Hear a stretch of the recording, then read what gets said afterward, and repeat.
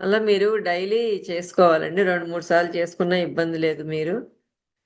Minimum మనీతో అంటే money issues ఎవరికైతే ఉన్నాయో వాళ్ళు ప్రతిరోజు 108 టైమ్స్ రోజు చేయాలి. మనీ ఫ్లో బాగా జరగాలి. నాకు బాగా స్టక్ అయిపోయింది అని అనిపిస్తే మీరు రోజు 108 టైమ్స్ ఒక 108 మాల ఉంటుంది గదా! ఆ మాల తీసుకొని మీరు ప్రతిరోజు ఆ పెండ్యులంతో హోపోనోపోనో జేయాలి మనీ నోట్ మీద. అన్నీ ప్రతిరోజు చెయ్యాలి. మనీ నోట్ మీద చెయ్యాలి. ఇన్నర్ చైల్డ్ మీద ఇన్నర్ చైల్డ్ మీద అంటే ఒక చిన్న ఫోటో మీ చిన్నప్పుడు ఫోటో గావచ్చు, ఇప్పుడు ప్రెజెంట్‌దైనా గావచ్చు. ఆ ఫోటో తీసుకొని చెయ్యాలి. వేగస్ నర్వ్ అంటే మన శరీరంలో అత్యంత పొడవైన క్రేనియల్ నర్వ్ అనమాట. ఇది మెదడులో బ్రెయిన్‌లో ఉంటుందనమాట.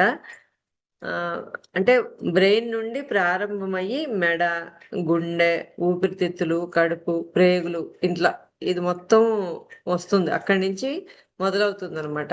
మొదలయ్యి ఈ చిన్న ప్రేవులు పెద్ద ప్రేవులుంటాయి గదా! ఆ స్టమక్ ఏరియా వరకు ఉంటది. ఇది వేగస్ నర్వ్ అమ్మతో కనెక్ట్ అయ్యి ఉంటుందనమాట. దీనికి ఈ వేగస్ నర్వ్ ప్రధాన పనులు ఏమేమి పనులు చేస్తుందంటే, గుండె స్పందనని నియంత్రిస్తుంది. హార్ట్ బీట్‌ని హార్ట్ రేటింగ్‌ని నియంత్రిస్తుంది. శ్వాసను సమతుల్యం చేస్తుంది. ఒత్తిడి, ఆందోళనను తగ్గించడంలో గూడా ఇది సహాయపడుతుంది.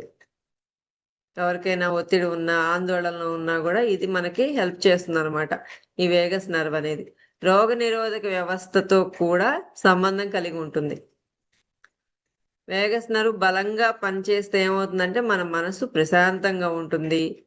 గుండె స్పందన సమతుల్యంగా ఉంటుంది. జీర్ణక్రియ గూడా బాగా జరుగుతుంది.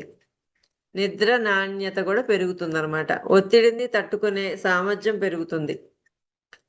మనలో ఏదైతే ఎప్పుడన్నా అట్లా టెన్షన్స్, అలజడులు, ఒత్తిళ్ళు అలా ఉన్నప్పుడు అది తట్టుకునే సామర్థ్యం గూడా పెరుగుతుందనమాట.